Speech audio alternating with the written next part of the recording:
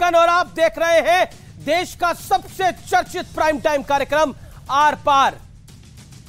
संकट कटे मिटे सब पीरा, जो सुमिरे हनुमत बलबीरा। आज के शो का नाम हमने ये इसलिए दिया क्योंकि बीजेपी का संकट ये है कि उसे कर्नाटक में सत्ता बचानी है, लेकिन कांग्रेस पर तो डबल संकट है। एक तरफ सत्ता में आने की लड़ाई है तो दूसरी तरफ वो संकट मोचक के संकट में फंस चुकी है। पहले कांग्रेस ने बजरंग दल पर बैन लगाने वाला सियासी बम फोड़ा, लेकिन धमाका खुद के ही मकान में हो गया, यानी खुद के ही घर में हो गया, क्योंकि खुद कांग्रेस के ही कुछ बड़े नेता इस फैसले पर बिजक गए हैं। दूसरी तरफ बीजेपी इसे एक बड़ा मुद्दा बना रही है, कांग्रेस पर प्रहार कर रही है। पूरे कर्नाटक में हनुमान चालीसा का पाठ हो रहा है। कुल मिलाकर कांग्रेस इस मुद्दे पर बुरी तरह से ट्रैप हो चुकी है, फंस चुकी है और डैमेज कंट्रोल वाला एक्शन भी शुरू कर दिया गया है। कांग्रेस के बड़े नेता और पूर्व मंत्री वीरप्पा मोइली कह रहे हैं कि राज्य सरकार के पास तो बजरंग दल पर बैन लगाने का अधिकार ही नहीं है, तो ऐसे में कोई सवाल ही नहीं खड़ा होता। कांग्रेस के कर्नाटक कांग्रेस के अध्यक्ष डीके शिव कुमार कह रहे हैं कि अगर हम सत्ता में आए, यानी कांग्रेस अगर सत्ता में आई तो बजरंग बली का मंदिर बनवाएगी। लेकिन इसी बीच कांग्रेस के रणदीप सुरजेवाला ने बजरंग बली पर एक नई डिबेट को शुरू कर दिया है। वो कह रहे हैं कि हरियाणा के कैथल को भी बजरंग बली का जन्म स्थान माना जाता है। तो आज इन तमाम मुद्दों पर होगी देश की सबसे बड़ी बहस आर पार, क्योंकि वाकई क्या संकट में फंस गई है कांग्रेस संकट मोचक के। आज आर पार इसी पर।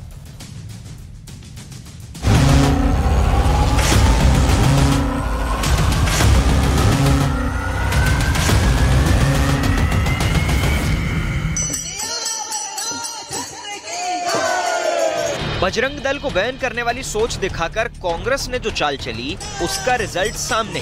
बीजेपी इसे सबसे बड़ा मुद्दा बनाकर फ्रंट फुट पर खेल रही है। बजरंग बली की कर्नाटक के हर जिले, हर शहर, हर पंचायत में बीजेपी का चालीसा पाठ चल रहा है और कांग्रेस अपने ही बुने जाल में फंसकर अब मुद्दे को रफू करने में जुट गई है। Now I can tell you as a leader, we have no proposal to ban Bajrang Dal. Karnataka Congress के अध्यक्ष डीके शिव कुमार कह रहे हैं कि सत्ता मिली तो हम बजरंग बली का मंदिर बनवाएंगे। कांग्रेस पक्ष अधिकारಕ್ಕೆ ಬರ್ತದೆ, ವಿಶೇಷವಾಗಿ ಅಂಜಾದ್ರಿ ಏನು ದೇವಸ್ಥಾನದ ರಾಮ ಹುಟ್ಟಿದಂತ ಎಲ್ಲ ಸ್ಥಳಗಳು ಕೂಡ ನಮ್ಮ ರಾಜ್ಯದಲ್ಲಿ ನಾವು ಯಾರು ಹೇಳೋದು ರಾಮನ ದೇವಸ್ಥಾನ ಕಟ್ಟಿಕೊಡ್ತೀವಿ ರಾಮ। ये कहानी साफ बता रही है कि कांग्रेस बीजेपी के सियासी दांव में फंस चुकी है। खुद कांग्रेस के कुछ नेता सवाल उठा रहे हैं तो सहयोगी चुप्पी साधे हुए। बजरंग दल पर सवाल हुआ तो नीतीश जी नो कमेंट्स वाले अंदाज में खामोश हो गए। कांग्रेस ने अपने मैनिफेस्टो में कर्नाटक में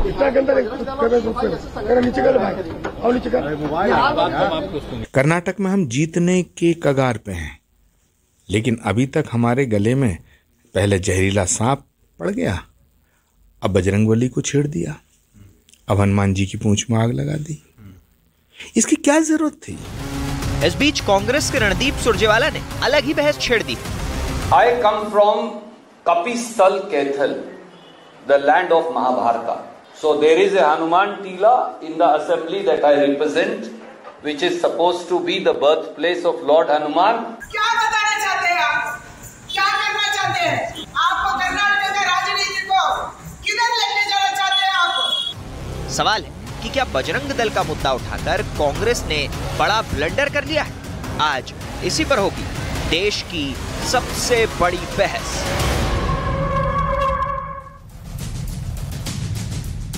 तो अब वक्त है आर पार के सुप्रसिद्ध विश्लेषण का। संकट मोचक के संकट में फंसी कांग्रेस का विश्लेषण देखिए। घोषणा पत्र में क्या कहा, स्क्रीन पर आएगा। बजरंग दल जैसे संगठनों को बैन करेंगे। आचार्य प्रमोद कृष्णम ने क्या कहा, जहरीला सांप अभी तक गले पड़ा हुआ था, बजरंग बली को छेड़ने की जरूरत क्यों थी। और इन्होंने यह भी बोला कि अब हनुमान जी की पूंछ में आग लगा दी है। वीरप्पा मोइली बड़े नेता है, कांग्रेस पार्टी के कद्दावर नेता हैं। राज्य सरकार के पास बजरंग दल पर बैन लगाने का कोई अधिकार नहीं है। डीके शिव कुमार, सत्ता में आए तो हम बजरंग बली का मंदिर बनवाएंगे। यानी याद करिए पीवी नरसिम्हा राव ने बोला था कि अगर हम बाबरी मस्जिद को दोबारा बनवाएंगे संसद के पटल के ऊपर, वहां से यहां तक कांग्रेस आई है।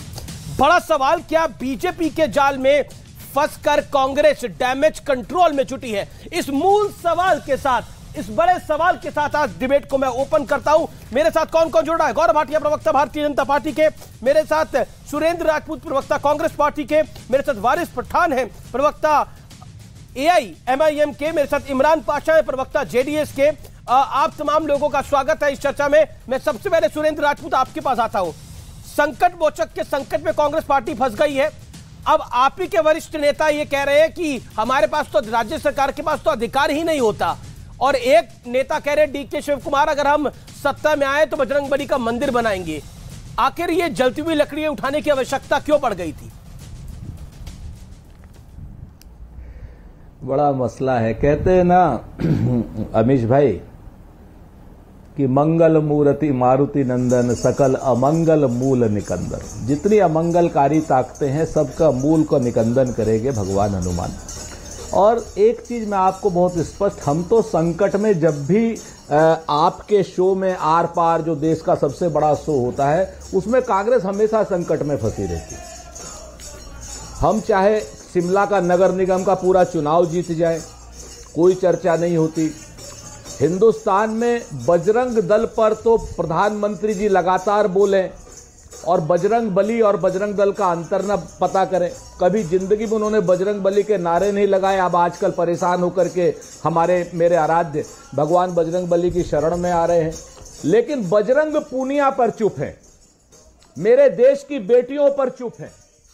हरियाणा के जिस तरीके से रेसलर्स पे यौन उत्पीड़न हो रहा है उस पर आप भी चुप है, और प्रधानमंत्री जी भी चुप है। और बजरंग पूनिया पर जो दिल्ली पुलिस अटैक कर रही है उस पर आप भी चुप हैं, और प्रधानमंत्री जी चुप है। कोई बात नहीं, हमें कोई दिक्कत नहीं है, हम आपके सहयोग करने के लिए तैयार बैठे। एक चीज बहुत स्पष्ट बता दें हम आपको कि ये 4 दिन के बजरंग बली के उपासक लोग जो अभी 10 तारीख के बाद पता नहीं कहाँ होंगे, हम तो सनातन काल से बजरंग बली को पूजते आए हैं जी। हम परेशानी में नहीं फंसे। लेकिन मेरे सवाल का, अब आपने लगभग 1.25 मिनट बोला सर, मेरे सवाल का जवाब भी दे दीजिए।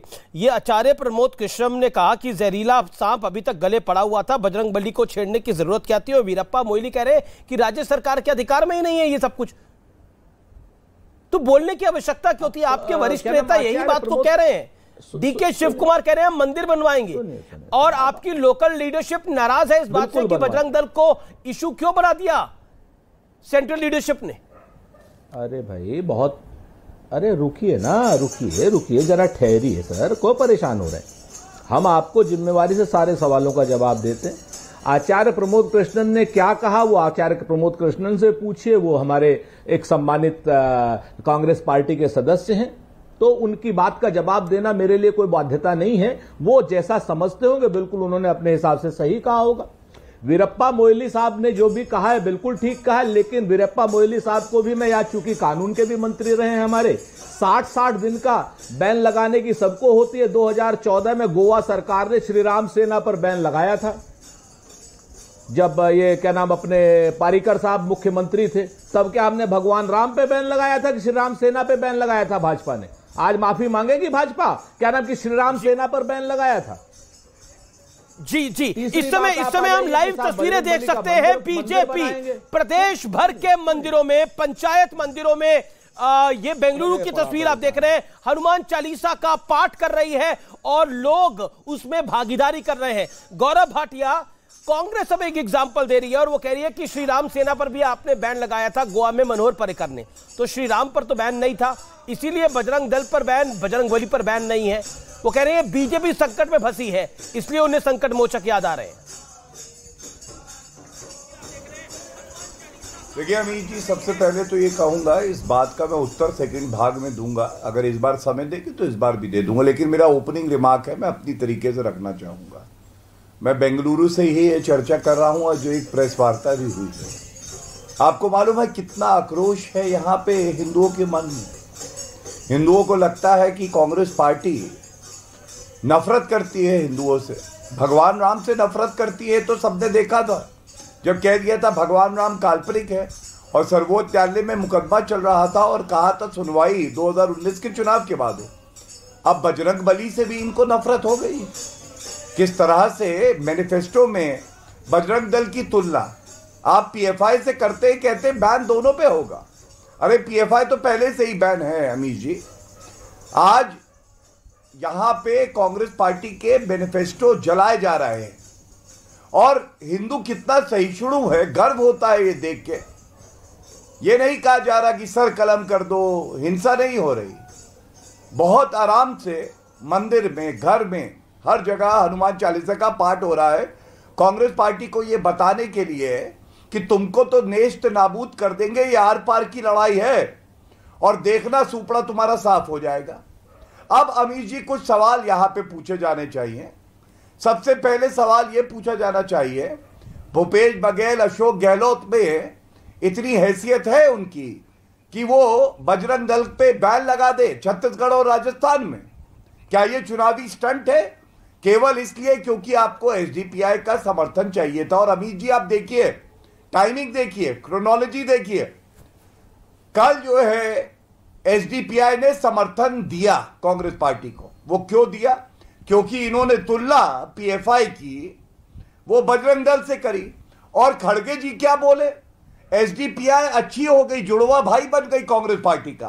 खड़गे जी बोले मैं स्वागत करता हूं हर बड़ी स्टेटमेंट है आपकी, जो दल है वो हमारा समर्थन कर सकता है। ये बड़ी स्टेटमेंट है आपकी, क्योंकि हमारे पास ये जानकारी आ रही है कि थुम्बे जो कि एसडीपीआई के है, उनका ऐसा मानना है, एसडीपीआई जनरल सेक्रेटरी, माफ करिए, इलियास थुम्बे उनका पूरा नाम है, उनका ये कहना है, उन्होंने एक चैनल को ये स्टेटमेंट दी है कि decision to contest only 16 assembly seats was taken only to defeat Bharatiya Janata party. यानी एसडीपीआई ने कांग्रेस के समर्थन में ये फैसला लिया है।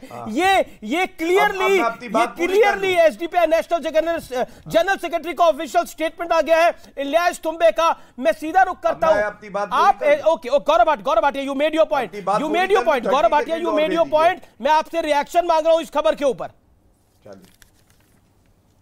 हाँ धन्यवाद। इसी खबर पे मैं रिएक्शन दे रहा हूं। आप देखिए 2 तारीख को मैनिफेस्टो आता है सांप्रदायिक। इस मैनिफेस्टो में जो मेरे हाथ में है, नफरत और जहर टपकता है। इसमें पीएफआई जो पहले से ही प्रतिबंधित है उसकी तुलना बजरंग दल से करते हैं, हिंदुओं की भावनाओं को आहत करते हैं। और उसके अगले दिन एसडीपीआई घोषणा करती है कि हम कांग्रेस पार्टी का समर्थन करेंगे। खड़गे जी से सवाल पूछा गया, अमीश जी, खड़गे जी ने कहा पंथ निरपेक्ष पार्टी। मैं ये पूछना चाहता हूं, पीएफआई जो है वो संस्था एसडीपीआई की है, जो पादरी का हाथ काट दे, जो भारत को इस्लामिक मुल्क बनाना चाहती है 2047 तक, वो पद निरपेक्ष कैसे है? ये सवाल पूछा नहीं जाएगा। और वो पहले वाला छत्तीसगढ़ में बैन क्यों नहीं? सुरेंद्र राजपूत, एसडीपीआई का आपके समर्थन में आ जाना या फिर आपके समर्थन में कैंडिडेट को बिठा देना कितनी बड़ी बात है? और बीजेपी तो यही बार बार एलेज कर रही है। और अब इलियास थुम्बे ने भी इस बात को कंफर्म कर दिया है, interview given to a news channel. Amish भाई, वो बीजेपी तो जो कह रही है आप भी कह रहे हो। जो पार्टी 16 सदस्य जो 16 जगह पर चुनाव लड़ रही है, तो उन 16 जगह पर हम भी चुनाव लड़ रहे हैं, ऐसी तो बात नहीं। वो पहले 100 जगह पे लड़ रहे थे यहाँ पर हमारे वारिस पठान साहब, सर पहले वो 100 जगह पे लड़ रहे थे ना सर। अब देखिए पहले वो 100 जगह पे चुनाव लड़ रहे थे, बीच में अब कांग्रेस के समर्थन में कैंडिडेट बिठा दिए। अरे ओहो, नहीं, ये बात आप रुक जाइए, पहले शांति, धैर्य रखिए थोड़ा सा। आप असल बात बहुत जल्दी परेशान हो जाते हैं। अरे भाजपा के ऊपर जैसे ये बताइए, छत्तीसगढ़ और राजस्थान में बैन लगाएंगे क्या? अरे कांग्रेस में बड़ा ये मसला नहीं है। है। ये आप क्या नाम, अमीश भाई, कौन है प्रस्तोता? कौन है, आप हो कि गौरव भाई हैं? आपको जानकारी नहीं है कौन है प्रस्तोता? मेरा जरा सा हाँ धैर्य, गौरव भाई से कहिए धैर्य रखें। इन्होंने तो हमारा कांग्रेस पार्टी विनाश कर दिया बेंगलोर में बैठ करके। गौरव जी 2 मिनट गौरव जी 40 सेकंड सुनिए इनको। 2 मिनट गौरव भाई शांत रहिए ना। हाँ, यहाँ पर आप परेशान होकर के आप इतना ज्यादा बोल रहे हैं, बीपी हाई हो रहा है आपका। हम आपसे कहते हैं कि जैसे गुजरात में मात्र 14-15 सीटों पर ओवैसी साहब की पार्टी लड़ रही थी। अब मैं बीच में बोलूंगा गौरव, फिर रोकना मत, बहुत इज्जत कर ली।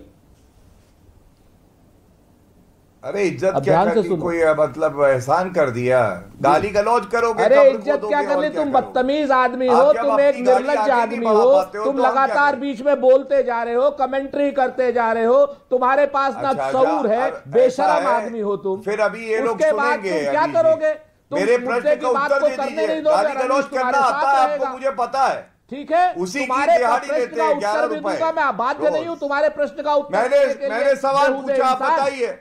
आप बताइए खड़गे जी ने क्यों कहा एसडीपीआई पद निरपेक्ष पार्टी है, बताइए। ठीक है, अमीश देवगन, मैं जवाब दूं या हटूं? गाली गलौज करते हो, हमें पता है।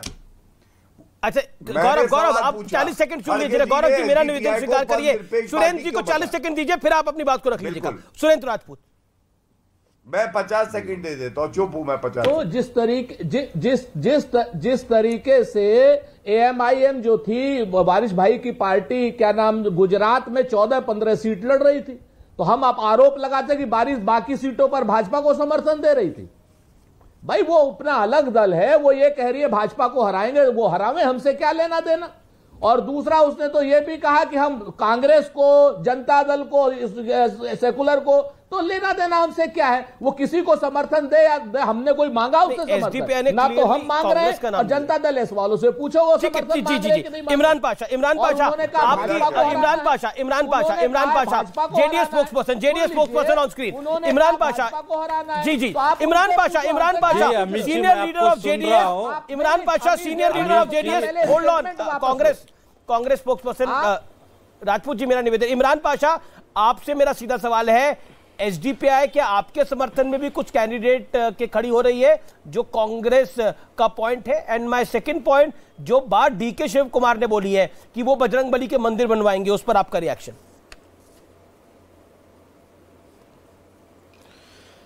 जी देखिए, मंदिर बनवाना, मस्जिद बनवाना, चर्च बनाना, ये इलेक्शन के लिए ज़रूरी नहीं है। अगर आप में कोई आस्था है, अगर आप कोई भगवान को मानते हैं, तो आप जाइए, बनाइए। ये ज़रूरी नहीं कि आप इलेक्शन में अनाउंस करें कि हम जीत जाएंगे तो मंदिर बनवाएंगे। अभी बनवाइए जाकर मंदिर।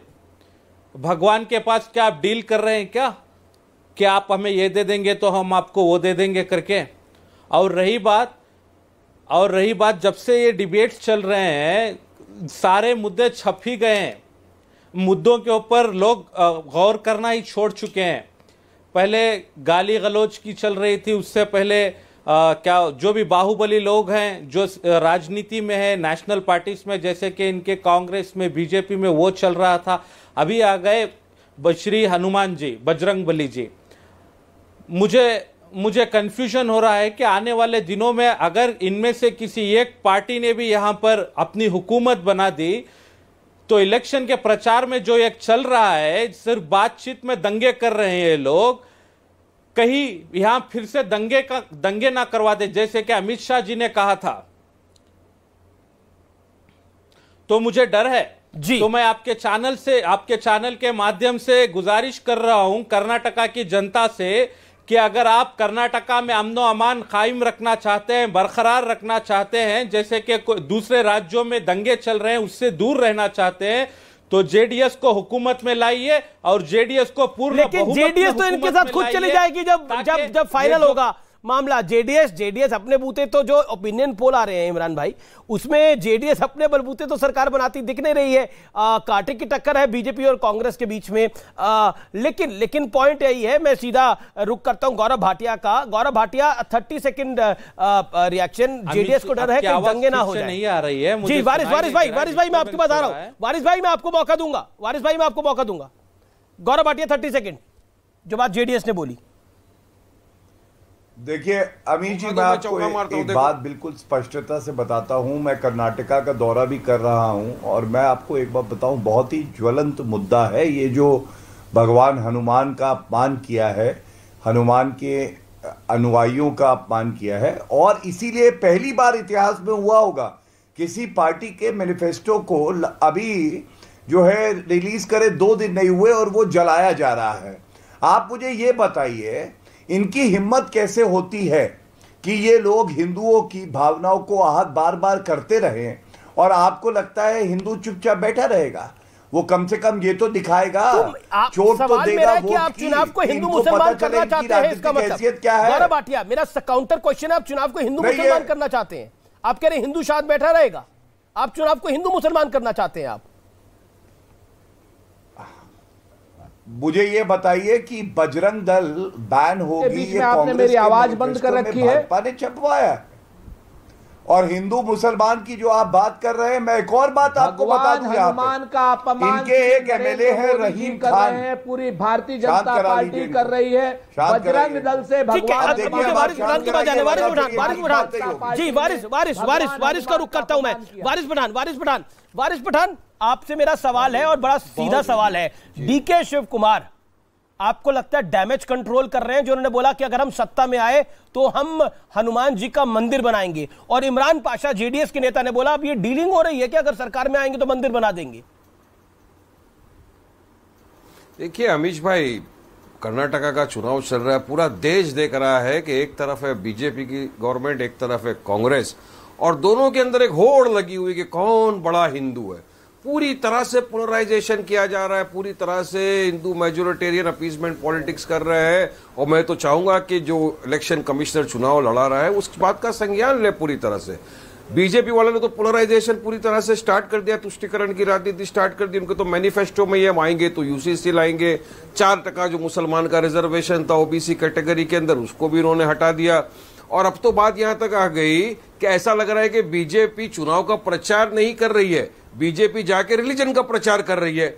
अब मोदी जी स्टेट से चिल्ला रहे हैं, बजरंग बली के नारे लगा रहे हैं, सब कर रहे हैं। अगर अमीश भाई सोचो इस तरह के नारे वारिस पठान मंच पे खड़े होके करेगा, नारे तकबीर अल्लाह अकबर वारिस पठान ने मेरी पार्टी शुरू कर देगी, तब क्या होगा आप बताइए मुझे अमीश भाई। चिल्ला पुकार हो जाएगा, पोलराइजेशन, तुष्टिकरण कर रहे हैं, मुसलमान के नाम पे वोट मांगे जा रहे हैं। मैं उत्तर देना चाहता हूं, बैठे हो क्या ये तुष्टिकरण नहीं है? क्योंकि डेवलपमेंट की बात करना नहीं है, विकास करना नहीं है, विकास के मुद्दे से पूरा देश का ध्यान दिया। अब पूरी तरह बीजेपी और कांग्रेस लग गई है। गौरव भाटिया जवाब, आज हर तरफ पे बजरंग, गौरव भाटिया जवाब, 30 सेकंड, गौरव भाटिया 30 सेकंड। पूरे बेंगलोर में कर्नाटका में जाके अल्लाह अकबर कुरान शरीफ की पाठ पढ़ाऊंगा तो क्या होगा? चलिए देश के अंदर क्या इसको रोकना नहीं चाहिए? इलेक्शन कमिश्नर खामोश क्यों है? वारिस लेना चाहिए, जवाब सुनना जरूरी है। वारिस आपने कुछ सवाल उठाए हैं, लेट गौरव भाटिया रिप्लाई। गौरव भाटिया जी, आपने ये देखा प्रधानमंत्री जी ने बजरंग बली का नारा क्या लगाया, कैसे आग सी लग गई है। लेकिन ये जो व्यक्ति बोल रहा है, इनका अपना वक्तव्य है, हम 15 करोड़ हैं, 100 करोड़ पे भारी है। इनके ओवैसी जो लीडर है वो कहते हैं 10 मिनट के लिए डीजल जिंदाबाद। शांत कराइए, डॉलर की पनिशमेंट में रुपया जिंदाबाद, इसकी बात नहीं करेंगे। शांत कराइए। पूरे देश के युवाओं को रोजगार मिल गया, सबके अकाउंट में 15 लाख आ गए। शांत हो जाते हैं, जो बोला कराना है आपको, पूरा करो, शांत होना नहीं है। पूरा जो वादे किए तो पूरा करो ना। कब एक करके बोल रहे गौरव भाटिया, वारिस जी तक इस तरह की लोगों को बेवकूफ बनाने का अच्छा ठीक है, जवाब सुन लेते हैं। वारिस जी गौरव भाटिया से आपने सवाल पूछा, जवाब सुन लेते हैं। जवाब मिलेगा, ओके, करारा जवाब मिलेगा 24 के चुनाव में भी और कर्नाटका के चुनाव में भी। तो आप वारिस पठान बता दीजिए, आप कर्नाटक के चुनाव में किस पार्टी को चाहते हैं वो जीते? आपका वोट किसकी तरफ है? हम तो चाहेंगे कि हमारे कैंडिडेट जीते भाई। हम भले ही 2 के ऊपर लड़ रहे हैं, एक को सपोर्ट कर रहे हैं, सरकार तो नहीं बना रहे ना। हमारे वहाँ पे कुछ मुख्तलिफ इलाकों के अंदर, अरे कुछ मुख्तलिफ इलाकों में हमारे कॉर्पोरेटर, देखिए अमीश भाई हंसने की बात नहीं है, बीज बो उसके बाद पेड़ उगेगा। नहीं बिल्कुल, मेरी शुभकामना है आपको। फल खाएंगे हमारे आने वाले लोग, हमारे बच्चे बड़े हो 2 सीटों पे चुनाव लड़ रहे हैं। अच्छा ठीक है, गौरव भाटिया ऐसा नहीं है। देखिए लोकतंत्र में चले गए, ये नारा जिसकी जितनी बड़ी हिस्सेदारी उतनी उसकी भागीदारी, ये नारा लगता है लोकतंत्र के अंदर। लेकिन मुझे लगता है लोकतंत्र में 2 सीट वाले को भी उतना ही अधिकार है अपनी बात रखने का जितना 300 वाले को है, और दोनों को समय मिलना चाहिए। यही हेल्दी लोकतंत्र है। हम पे लोग लाख इल्जाम लगाए, लेकिन सुबह से बजरंग पुनिया भी चल रहा है, हर खबर को हम विस्तार से दिखा रहे हैं। आप देख रहे हैं आर पार।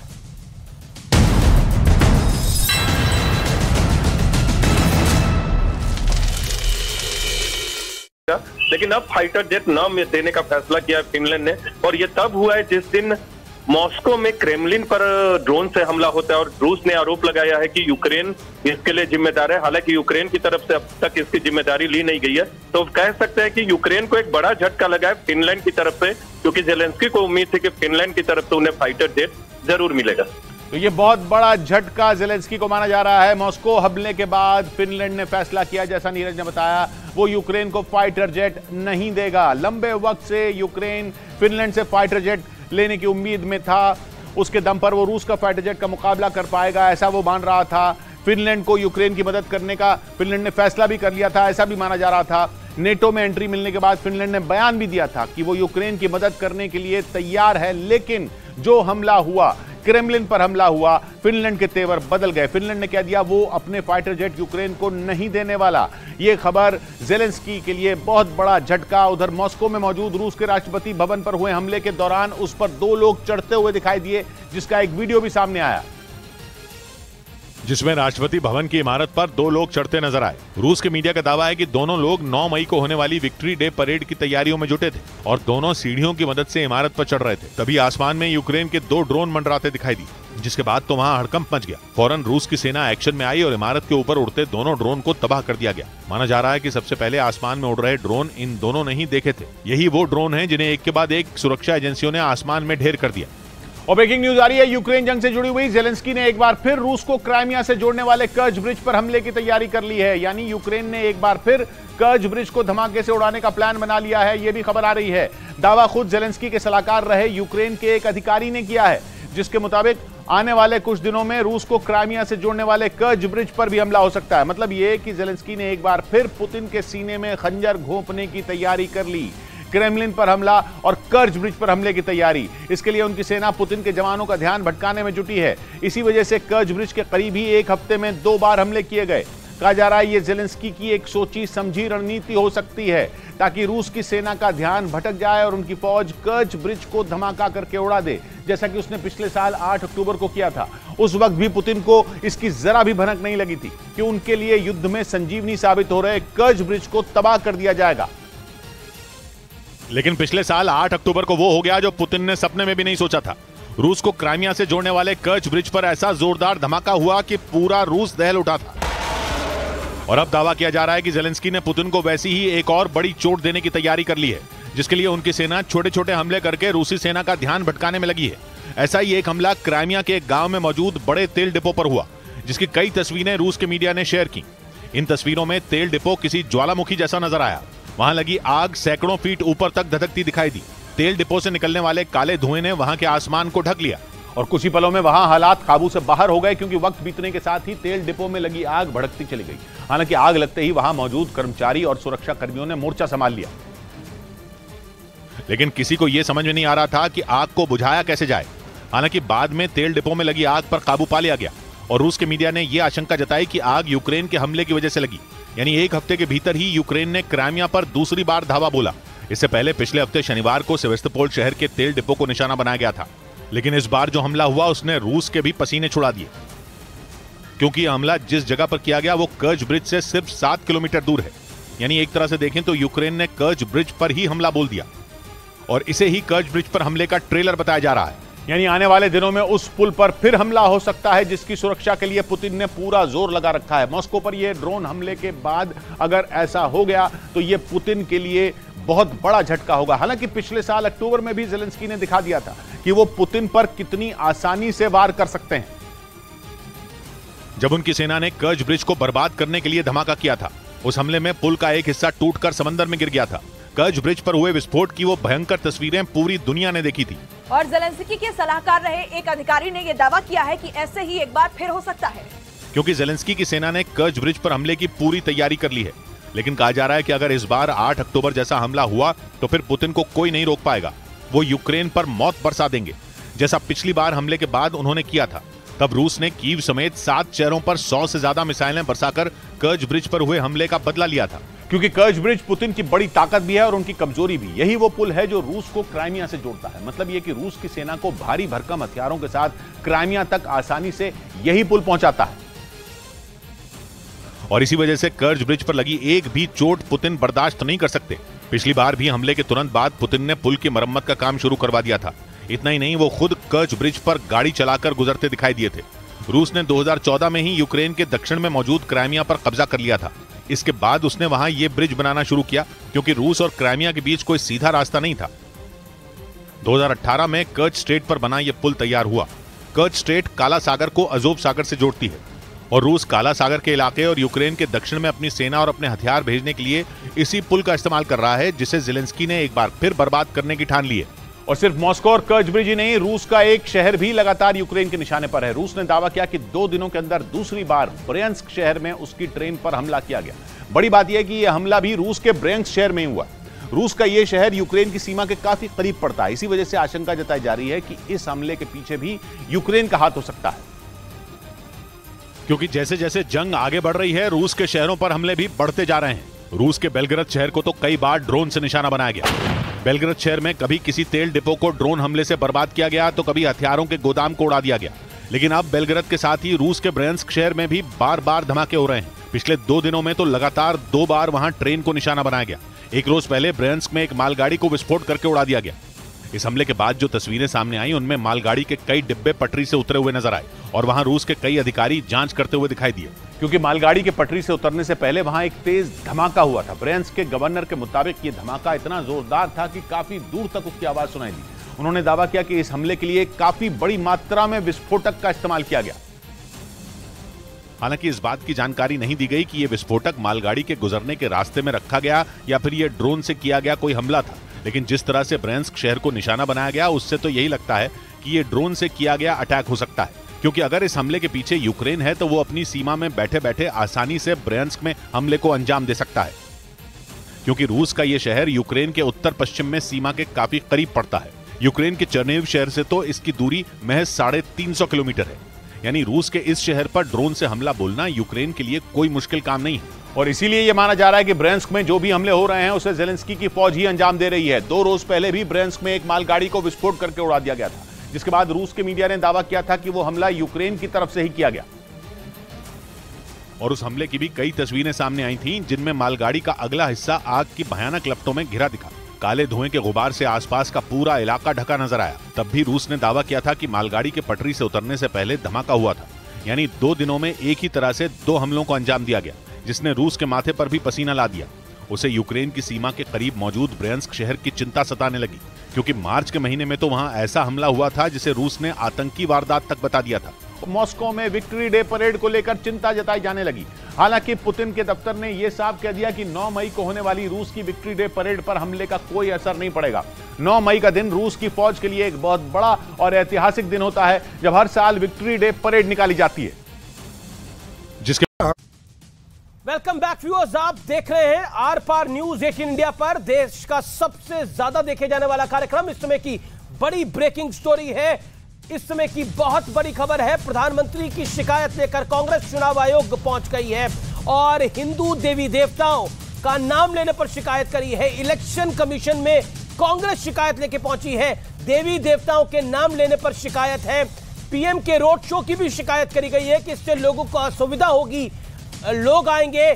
चुनाव आयोग कांग्रेस पहुंची है सीधा शिकायत लेकर। इस समय की बड़ी ब्रेकिंग स्टोरी है। मेरे साथ बात करने के लिए गौरव भाटिया, सुरेंद्र राजपूत, वारिस पठान, इमरान पाशा, महामंडलेश्वर, महंत नवल किशोर भी जुड़ेंगे कुछ देर के अंदर। लेकिन मैं सीधा रुख करता हूं आपका पाशा साहब और आपसे सवाल पूछता हूं, क्या आपको लगता है कि कांग्रेस पार्टी जो अब लाइन ले रही है और जिस तरह से उन्होंने बजरंग दल को बैन करने की बात करी, जेडीएस ने बोला it was a non issue, जिसको कांग्रेस ने इशू बना दिया है, आपको लगता है? क्योंकि कुछ देर पहले डीके शिव कुमार हनुमान जी की पूजा करने के लिए मंदिर पहुंच गए हैं, अब से कुछ देर पहले।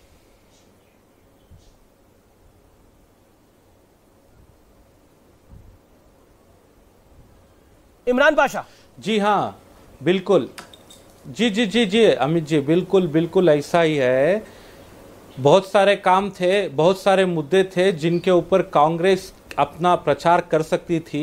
ये जो बजरंग दल का मुद्दा इन्होंने बीच में लाया, जो पीएफआई का मुद्दा बीच में लाया, ये इररिलेवेंट था अब के लिए, फिलहाल के लिए, कर्नाटका के चुनाव के लिए, क्योंकि कर्नाटका के चुनाव के बहुत सारे मुद्दे हैं और वो कांग्रेस को भी पता है और वो बीजेपी को भी पता है और जेडीएस को भी पता है। लेकिन ये जो नेशनल पार्टीज हैं, इनको जैसे कि मैंने आपको बताया था पहले भी, इनको मुद्दों से कुछ मतलब नहीं है। इनको हमेशा बीजेपी तो हमेशा सबसे पहले रहती है धर्म की राजनीति करने में, और कांग्रेस ने भी इस बार वही सिक्का खेला था, लेकिन वो सिक्का उन्हें ही खुद उल्टा पड़ गया है। क्योंकि इस बार के चुनाव में इन्होंने जो मैनिफेस्टो में ये लिया है, ये सरासर गलत है। अगर आपके दिल में है, अगर आप करना चाहते थे, तो आपकी सरकारें दूसरे स्टेट्स में भी हैं, कर्नाटका में भी आपको दिया गया था मौका, और आने वाले दिनों में अगर आपकी हुकूमत कहीं पर आती है तो वहां पर कीजिए था। लेकिन अपने मैनिफेस्टो में ये डिक्लेरेशन देना, ये बहुत ही मैं समझता हूं कि नादानी का काम है। बहुत बड़ी बात आप बोल रहे हैं, नादानी। और इसी को मुद्दा बनाकर और इसी को मुद्दा बनाकर एक मिनट और इसी को मुद्दा बनाकर बीजेपी यहां पर जो धर्म का कार्ड खेल रही है, मेरी नजर में ये भी गलत है। क्योंकि चुनाव जो यहां पर जो आपने दोनों बातों पे मूल सवाल उठाया है। मैं सीधा रुख करता हूं सुरेंद्र राजपूत। अब तो कांग्रेस की लोकल लीडरशिप भी रियलाइज कर रही है कि ये एक ब्लंडर हो गया है।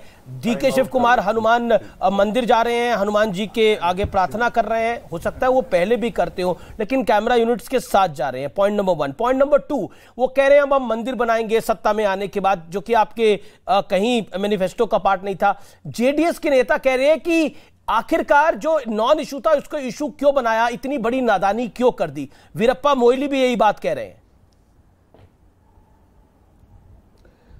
3-4 चीजें हैं अमीश भाई। हमने तो कोई पूरे मैनिफेस्टो से आपने उठा करके एक लाइन उठाई, और उस एक लाइन में जिसमें हमने ये लिखा था कि एनी इंडिविजुअल, ऑर्गेनाइजेशन या और ग्रुप्स जो भी हेट्रेट फैलाएंगे, कम्युनल टेंशन बात करेंगे, कम्युनल टेंशन की बात करेंगे, गैर संवैधानिक बात करेंगे, चाहे वो बजरंग दल हो या पीएफआई, उनको बैन करेंगे या उनके खिलाफ कठोर कार्रवाई करेंगे। एक लाइन हमारी ये थी, इसको चाहे तो आप उसी लाइन ने तो बवाल कर दिया। अब आप हो गए, अरे सुन तो लीजिए प्रभु, आप हमें डरा देते हो। आप सुनो ना, आप तो अभी गौरव भाटिया बीच में बोलने लगेंगे। तो मेरा क्या कहना है कि एक लाइन उठाई और आप लोगों ने वितंडावाद फैला दिया। ये तो भला हो कर्नाटक का कि वहां पर बहुत ज्यादा हिंदी चैनल देखा नहीं जाता, नहीं तो आप लोग सरकार बना दिए थे वहां। हमने उसमें क्या नाम ये भी पूछा है कि भाई 2.5 लाख जो नौकरियां खाली पड़ी हैं, वो अब तक आपने क्यों खाली डाली, तो हम वो 2.5 लाख नौकरियां भरेंगे। जी गौरव भाटिया 5.5 लाख करोड़ का घाटे का बजट दिया है, वो कैसे ठीक होगा। आपने 1258 कंपनियां बंद कराई हैं भाजपा ने, हम उनको चालू करने की बात करेंगे। आप लोगों की वजह से 1 लाख से ज्यादा नौकरियां चली गई। गौरव भाजपा की गवर्नमेंट में। गौरव भाटिया, आपने एक लाइन पकड़ ली, आपने एक लाइन को पकड़ लिया। कांग्रेस कह रही है कि हमारे मैनिफेस्टो में तो और भी सारी बातें थी, लेकिन क्या आपको लगता है, क्या बीजेपी चुनाव को, Gaurav Bhatia, my straight question to tonight is, क्या बीजेपी चुनाव को पोलराइज करने की कोशिश कर रही है? जेडीएस कह रही है कि कांग्रेस ने बड़ी नादानी करी है, लेकिन बीजेपी भी अब कोई कोर कसर नहीं छोड़ रही है इस मुद्दे को बनाने की। क्या आप भी पोलराइज करने की कोशिश कर रहे हैं गौरव भाटिया? और कांग्रेस चुनाव आयोग पहुंची है पीएम की शिकायत लेकर, your reaction 40 seconds Gaurav Bhatia. Amit ji, काफी देर तक मैंने सबको सुना। आपने कहा जिसकी हिस्सेदारी उतनी ही भागदारी। मैं केवल एक बात जरूर कहूंगा, सुना था कि देर है पर अंधेर नहीं। कभी कभी ऐसा लगता है कि देर भी है और अंधेर भी है। आपके शो में जब बैठ जाते हैं, आप निर्दलियों को भी बुला लीजिए, सारे बैठा लीजिए 8-10, एक बार हमारे पास आ जाइएगा, हम अपनी बात रख लेंगे। अरे सबकी बात का उत्तर देना होता है, थोड़ा समय दे दीजिए। केवल इतनी ही गुजारिश करते हैं आपसे, बस थोड़ा समय मांगते हैं और ज्यादा कुछ नहीं चाहिए अमीश भाई। और कोई आरोप आप पे तब भी नहीं लगाएंगे।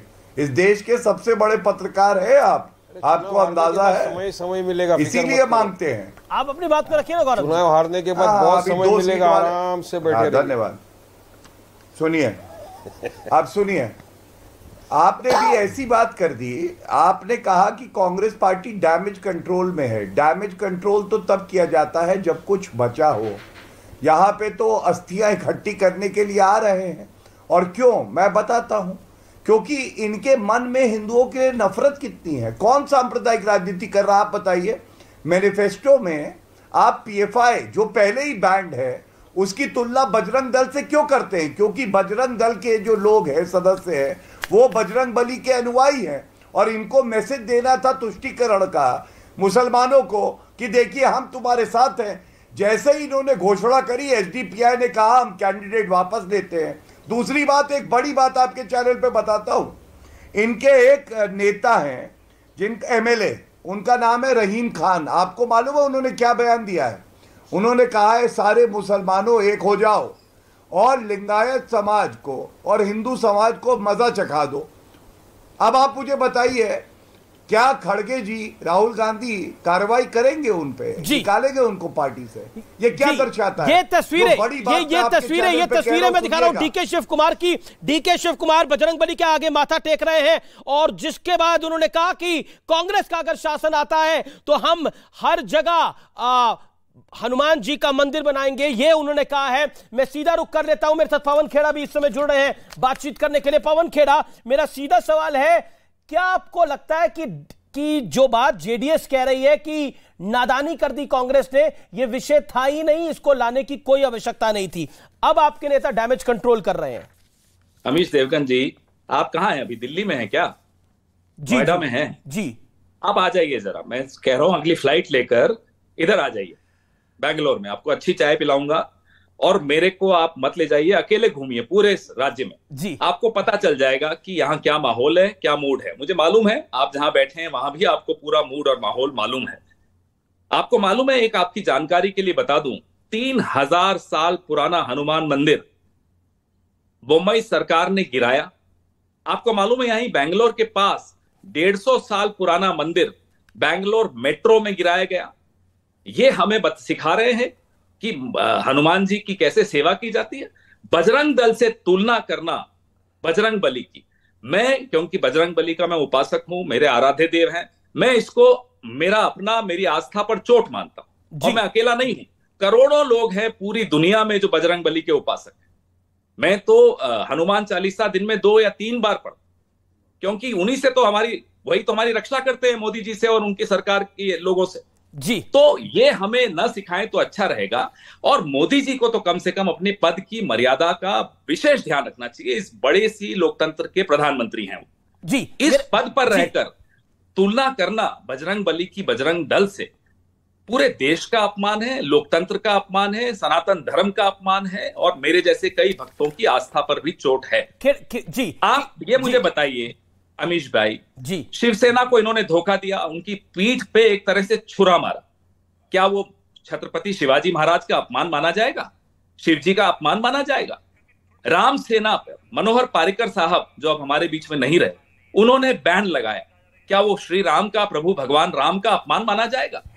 आप ये सब सवाल आज बीजेपी से पूछे गए हैं। जो षड्यंत्र भाजपा रचती है जी, सम्राट अशोक गौतम बुद्ध के सबसे प्रिय भक्त थे, तो क्या ये गौतम बुद्ध का अपमान माना जाएगा? एक सवाल, मेरा नाम पवन खेड़ा है, सुनिए, मेरा नाम पवन है जी। पवन किसका नाम? पवन सुत हनुमान।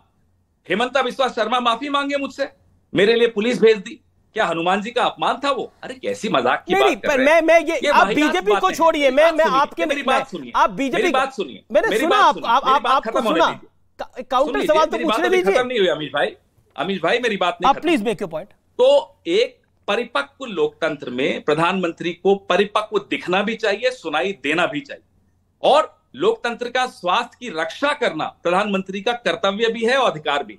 क्या ऐसे रक्षा करेंगे? देखा आज आपने जबलपुर में बजरंग दल के गुंडों ने कांग्रेस के कार्यालय में तोड़फोड़ मचाई, क्या आप उनको बजरंग बली का भक्त कहेंगे? लानत है ऐसे लोगों पर जो इस तरह की हिंसा करते हैं। कम से कम मेरे धर्म को, मेरे हनुमान, लेकिन इन जैसे कोई भी हिंसा करे वो गलत है। लेकिन मैं ये बात क्यों कह रहा हूं, क्योंकि आचार्य प्रमोद कृष्णम कहते हैं जहरीला सांप अभी तक गले में पड़ा हुआ था, बजरंग बली को छेड़ने की क्या जरूरत थी, उनकी पूंछ में आग लगाने की क्या जरूरत थी? वीरप्पा मोइली, राज्य सरकार के पास बजरंग दल पर बैन लगाने का अधिकार नहीं है, वीरप्पा मोइली ये बात कह रहे हैं। डीके शिव कुमार कह रहे हैं सत्ता में आए तो हम बजरंग बली का मंदिर बनवाएंगे। लग रहा है कांग्रेस डैमेज कंट्रोल करने की कोशिश कर रही है। जेडीएस कह रही है कि कांग्रेस ने नादानी करी है। Your take. मैं बताता हूं जी। डैमेज कंट्रोल तो हम कर रहे हैं, लेकिन वो डैमेज किसने किया वो मैं बता रहा हूं। डैमेज उन्होंने किया जिन्होंने 3000 साल पुराना मंदिर तोड़ा, जिन्होंने 150 साल पुराना मंदिर तोड़ा, जिन्होंने 36,000 मंदिर इस राज्य में अकेले कर्नाटक में पिछले 4 साल में तोड़े। जी हाँ, वो डैमेज कंट्रोल तो हम करेंगे। हम तो वो डैमेज कंट्रोल भी करेंगे जो 40% कमीशन ले लेकर जो हालत कर दी इन लोगों ने कर्नाटक सरकार की। ऐसे तो नहीं जगदीश शेट्टार छोड़कर आ गए, पुराने मुख्यमंत्री, पूर्व उप मुख्यमंत्री, ये सब छोड़कर अगर आ रहे हैं तो वो सब डैमेज कंट्रोल कर रहे हैं। कौन सा डैमेज? जो इस राज्य की जनता को हुआ है, जो यहाँ के बेरोजगार नौजवान को हुआ है। आप सोचिए, 400 रुपए का सिलेंडर 1107 रुपए में बिक रहा हो। डैमेज तो हम सब की जेबों को हुआ है। कर्नाटक के 6.5 करोड़ लोगों को जो डैमेज हुआ है, हम उसको कंट्रोल करने आ रहे हैं। इसीलिए आपको मैं आज लिख कर देकर जा रहा हूं। 13 तारीख को फिर मिलेंगे जी। भारी बहुमत से कांग्रेस की सरकार आ रही है ताकि लोकतंत्र को जो डैमेज हो रहा है उसको कंट्रोल किया जा सके। अगला सवाल एसडीपीआई के नेशनल जनरल सेक्रेटरी इलायस थुम्बे ने बोला है कि हमने अपनी 100 से कम सीटें यानी 16 सीटों पे हम इसलिए कंटेस्ट कर रहे हैं क्योंकि हम बीजेपी को निपटा सके और कांग्रेस का शासन ला सके। बीजेपी का आरोप है इस पूरे विषय के ऊपर कि एसडीपीआई और कांग्रेस का साइलेंट गठबंधन हो गया है। Your take. मैं आपको इसका भी जवाब देता हूं जी। हमारे सबसे वरिष्ठ मुसलमान जो नेता यहां लड़ रहे हैं, उनके खिलाफ एसडीपीआई चुनाव लड़ा रहा है और आप हमें कह रहे हैं एसडीपीआई हमारी मदद कर रहा है। वो क्या रहे हैं वो छोड़िए, जो कर रहे हैं मैं वो आपको बता रहा हूं। जो सबसे महत्वपूर्ण लीडर्स हैं, हमारे पुराने दिग्गज मुस्लिम लीडर्स हैं, उनके खिलाफ एसडीपीआई चुनाव लड़ा रहा है। कर दे वापस कैंडिडेट्स। ये क्या जुगलबंदी हमें नहीं समझ में आता। हमें यह समझ में आता है हम सिर्फ और सिर्फ कर्नाटक की जनता को लेकिन 40% कमीशन की सरकार, लेकिन एसडीपीआई उनके जनरल सेक्रेटरी कह रहे हैं कि हमने अपने कार्यकर्ताओं को बोला है वो कांग्रेस पार्टी के लिए कैंपेन करें। क्यों नहीं कैंडिडेट वापस लिया था? पूछिए उनसे, आप पूछिए ना उनसे, या मोदी जी से परमिशन लेके पूछ लीजिए उनसे कि क्यों कैंडिडेट वापस नहीं कर रहे। क्या तरीका है ये? अच्छा, हमारे लीडर्स के खिलाफ चुनाव लड़ते हो और उसके बाद कहते हो। जी मेरा आखिरी सवाल आपसे ये होगा कि आप हालांकि बैंगलोर में हो लेकिन दिल्ली की पॉलिटिक्स को आप अच्छे से समझते हैं। दिल्ली में मुख्यमंत्री साहब का जो बंगला है उसमें 45 करोड़ रुपए लगे हैं। क्या आपको लगता है, what is your view on that? That's my final question to you. Amish भाई, कोई भी समझदार व्यक्ति किसी भी पार्टी का हो, कोई भी राजनीतिक विचारधारा का हो, क्या इसको सही ठहरा सकता है? आप मुझे बताइए। आपने मुझे कई सालों से देखा है, मैं भी आपको जानता हूं। 45 करोड़ जनता का पैसा एक ऐसा आदमी अपने बंगले पर फूंक दे जो आम आदमी कहता हो अपने आप को, जिसने एफिडेविट बनाया था 2013 में, जिसका पॉइंट नंबर 3 क्या था कि मैं आलीशान कोठी में सरकारी मकान में नहीं रहूंगा, नीली बत्ती लाल बत्ती की गाड़ी इस्तेमाल नहीं करूंगा, सिक्योरिटी नहीं लूंगा। पॉइंट नंबर 3 आप पढ़िएगा उनके एफिडेविट का, 2013 में उन्होंने खुद साइन करके बांटा था। अब ऐसे एफिडेविट साइन करने के बाद अन्ना आंदोलन से उपजी हुई पार्टी अपने आप को आम आदमी पार्टी कहती हो, और 45 करोड़ वो भी कब?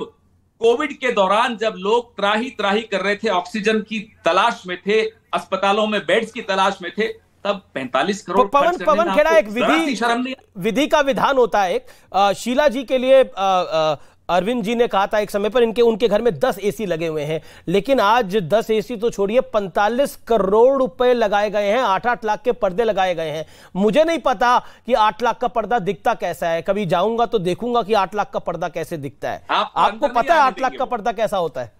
आपको वो अंदर भी नहीं आने देंगे। मैं आपको लिख कर दे सकता हूं, हमें आपको या अपने किसी एमएलए को अंदर नहीं आने देते हैं।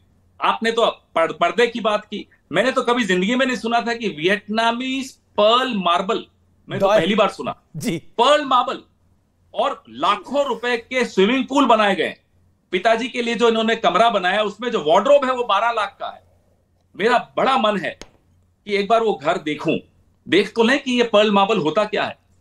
म्यूजियम हम दोनों इकट्ठे चलेंगे, मैं और आप इकट्ठे। ये तो वो तो म्यूजियम बनने लायक है, कभी म्यूजियम बनाया जाएगा वहां पर।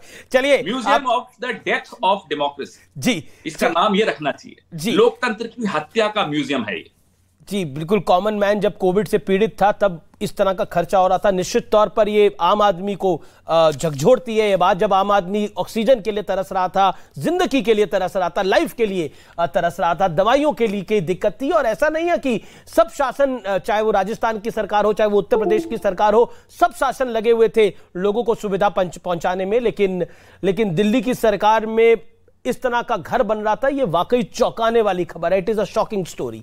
चलिए, आपका बहुत बहुत शुक्रिया हमारे साथ जुड़ने के लिए, अपनी बात को रखने के लिए। Thank you so much sir, pleasure having you. मैं सीधा रुख करता हूं मेरे साथ बीजेपी के प्रवक्ता हैं गौरव भाटिया, उनका मैं रुख करूंगा, लेकिन उससे पहले मैं महंत जी के पास चलूंगा, वो काफी देर से इंतजार करें। महंत जी, क्या आपको लगता है बजरंग बली का एक नई वारिस भाई मैं आपके पास आ रहा हूं। मंत्री जी, एक नई थ्योरी आई है, कैथल में बजरंग बली का जन्म हुआ है और किष्किंधा में नहीं हुआ है। एक नई थ्योरी उजागर हुई है, क्या कहना चाहते हैं आप? कहां हुआ है, जानकारी दीजिए। जय सिया राम बोलता हूं। मैं एक निवेदन करता हूं, श्रीमद् वाल्मीकि रामायण आप पढ़ेंगे तो उसमें किष्किंधा कांड ही श्री हनुमान जी का प्रागट्य भूमि है। मैं विनम्रता से निवेदन करना चाहता हूं, हर पार्टी राजनीति करे, अपनी अपनी बात कहे, परंतु कम से कम धार्मिक विषय जहां पर आए वहां श्रद्धा तो रखें, परंतु किसी की श्रद्धा को ठेस न पहुंचाएं। मुझे लगता है हम सबका समान कर्तव्य है। महापुरुषों के विषय में, आराध्य के विषय में, इष्ट के विषय में कोई हल्के शब्द किसी को भी नहीं बोलना चाहिए और किसी के विषय में नहीं बोलना चाहिए।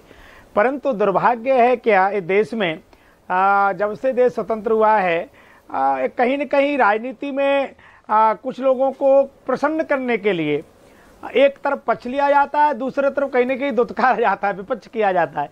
वो उचित नहीं है। ये होता रहा है ये देश में, राष्ट्रपति भवन से लेकर के और पार्षद के यहाँ तक इफ्तार पार्टियाँ होती रही, हमको कभी कोई कष्ट नहीं हुआ। परंतु हनुमान जी के विषय में या किसी आराध्य के विषय में कोई कहाँ जन्म हुआ था या कोई हल्के शब्द बोलना मुझे लगता है उचित नहीं है।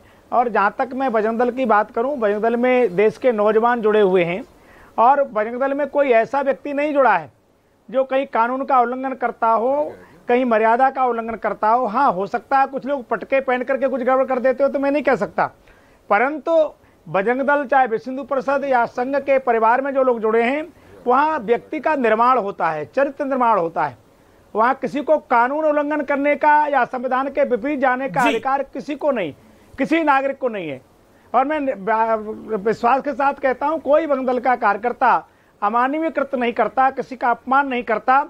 हाँ, अब कोई आकर के चढ़ के छाती पे बैठ जाएगा तो व्यक्ति हाथ पैर तो चलाएगा ही चलाएगा। वारिस पठान वांट टू रिएक्ट। वारिस पठान, समन्वय के साथ रहें, एक दूसरे के आस्थाओं का सम्मान करें, ऐसा मैं निवेदन करता हूं। स्वामी जी कह रहे हैं कि बजरंग दल कोई गलत काम थोड़ी करता है। और एक बात बताइए, एक व्यक्ति अगर किसी जगह कोई गलत काम करे तो पूरी संस्था थोड़ी गलत हो जाती है। वारिस पठान, आवाज मिल रही है आपको? लगता है आवाज नहीं जा रही वारिस तक। सुरेंद्र राजपूत जी, बजरंग दल में अगर कोई व्यक्ति गलत हो सकता है, संस्था थोड़ी पूरी गलत हो सकती है। देखिए, सच बात यह, बिल्कुल मैं स्वामी जी की काफी बातों से सहमत हूं कि किसी का भी निरादर करने का अधिकार किसी को नहीं। स्वामी जी ने बिल्कुल धर्म की बात करी, श्रद्धा की बात करी, अच्छी बात है।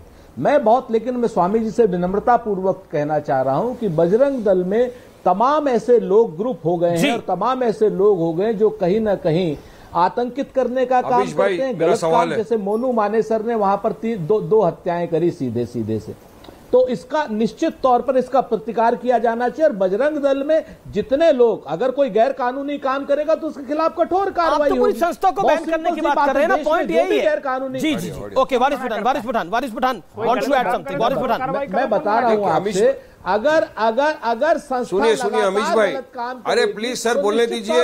लेकिन वारिस आप बीजेपी को कहते थे, वारिस आप बीजेपी को कहते थे डीके शिव कुमार बजरंग बली के मंदिर जा रहे हैं, वो मंदिर बनाने की बात कर रहे हैं।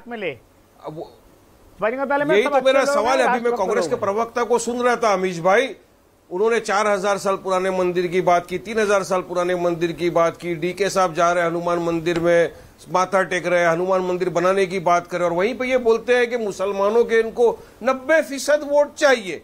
तो ये मुसलमानों का एक सवाल है कि हमारी एक बाबरी मस्जिद थी, 6 दिसंबर ब्लैक डे इंडिया की हिस्ट्री में था, उस दिन हमारी मस्जिद को शहीद कर दिया। कांग्रेस ने 93 में कहा था कि हम मस्जिद की जगह पर मस्जिद बनाएंगे। क्या स्टैंड है आपका उसके ऊपर? क्या स्टैंड है पहले बताइए, लोगों को जवाब तो दीजिए। दूसरा सवाल मेरा ये है, हिजाब के ऊपर आपका क्या स्टैंड है? जो हिजाब फ्रीडम ऑफ चॉइस का था, जो कर्नाटका के अंदर ही हमारी बच्चियां स्कूल में पहनकर जाना चाहती थी, बैंड लग गया उसके ऊपर। ठीक है, जवाब Surendra Rajput answer. School dress पहन के जाओ ना भैया, कोर्ट जेलों के अंदर हिजाब पहन के मदरसे में समर्थन किया था यूएपी के अमेंडमेंट के ऊपर। सुरेंद्र राजपूत बारे में भी तो कोई कांग्रेस का जवाब दीजिए ना। सुरेंद्र राजपूत, कांग्रेस को वोट चाहिए तो फिर लोगों के साथ खड़े भी रहना पड़ेगा ना। लेकिन वो कह रहे हैं आपको मुसलमानों का वोट चाहिए, एसडीपीआई का भी साथ चाहिए, लेकिन आपको मुसलमानों के साथ खड़े नहीं रहना। मुसलमानों का वोट चाहिए तो टोपी पहनो। कांग्रेस से पूछा है सवाल सुरेंद्र राजपूत। हम स्वामी जी को भी और वारिस भाई को भी और आपको भी ससम्मान एक बात कहना चाहते हैं, हमें देश के प्रत्येक नागरिक के वोट की अभिलाषा है, लेकिन हिंदू मुसलमान के नाम पर नहीं, अपने काम के नाम पर। एक बात, दूसरी बात, हम हर अन्याय के खिलाफ पूरी ताकत से खड़े होते हैं। हम हर अन्याय के खिलाफ पूरी ताकत से खड़े होते हैं। हम वारिस पठान की कब खड़े हुए आप? चलिए बताइए। भारतीय जनता पार्टी को समर्थन हिजाब का हमारा मुद्दा आ गया, खड़े थे, सवाल चलिए बताइए। गैर कानूनी काम जो आप बताइए, यूएपी का कानून जब आया, आज इतने सारे बच्चे कैदों के अंदर बेगुनाह बंद है, आपने समर्थन किया था उस वक्त अमेंडमेंट का बीजेपी को, तो आपके समर्थन की वजह से यूएपी कानून के अंदर अमेंडमेंट आया और आज देखिए क्या हालत है कर्नाटक। हमारे नेताओं के खिलाफ एसडीपीआई चुनाव लड़ रही है और आप लोग जो है, आप भाजपा और वारिस भाई सब मिलाकर के कह रहे हैं कि वो हमें समर्थन दे रही है। सच बात ये है कि हमारे नेताओं के खिलाफ अनर्गल भाषा का प्रयोग, सर उनका जनरल सेक्रेटरी कह रहा है, अमीश देवगन कौन होता है बोलने वाला, उनका आप इलाज तुम्बे को पकड़िए ना, वो कह रहा है, वो कह रहा है कि हमारे लोग कांग्रेस के लिए कैंपेन करेंगे। अमीश देवगन साहब, तो ये सवाल हमसे नहीं, उनसे पूछिए ना कि हमारे ही खिलाफ हम ही को कत्ल कर रहे हो। जी, लेकिन एक और बड़ी खबर है, उसका अब रुख कर लेते हैं। अरविंद केजरीवाल जिस करप्शन के मुद्दे को लेकर सियासत में उतरे थे, आज देखकर हैरानी होती है कि वो उन्हीं आरोपों में घिरे हुए हैं। मैं आज आपको दिल्ली के कथित शराब घोटाले से जुड़ी कुछ सुपर एक्सक्लूसिव इंफॉर्मेशन दूंगा, और यह जानकारी किसी आम सोर्स के हवाले से नहीं है व्यूअर्स, बल्कि ईडी की सप्लीमेंट्री चार्जशीट के आधार पर है। आपको मैं जो इंफॉर्मेशन देने जा रहा हूं, ईडी की सप्लीमेंट्री चार्जशीट के मुताबिक दिल्ली की नई आबकारी पॉलिसी अरविंद केजरीवाल का ही ब्रेन चाइल्ड थी, यानी पूरा प्लान अरविंद केजरीवाल के दिमाग से निकला था और फिर उसे प्रैक्टिकल जामा पहना दिया गया। इसी चार्जशीट में तेलंगाना के सीएम केसीआर की सुपुत्री कविता यानी के कविता का भी जिक्र आता है। कहा गया कि के कविता ने आबकारी नीति बनने और लागू होने के बाद विजय नायर के साथ कई बार मीटिंग की थी। यहां यह भी समझ लीजिए कि यह विजय नायर कौन है। विजय नायर आम आदमी पार्टी का सदस्य और नई आबकारी नीति को मैनेज कर रहा था। विजय नायर ने ही अरुण पिल्ले, अभिषेक बेनो पिल्ले और बुची बाबू के साथ जूम कॉल अरेंज कराई थी। विजय नायर को आबकारी नीति बनाने और उसको लागू करने और अवैध गतिविधियों के लिए अरविंद केजरीवाल और मनीष सिसोदिया का समर्थन और छूट भी हासिल थी। चार्जशीट के मुताबिक, ये चार्जशीट को हम कोट कर रहे हैं, अरविंद केजरीवाल ने वाईएसआर कांग्रेस के सांसद मुंगता श्रीनिवास रेड्डी से भी मुलाकात की थी।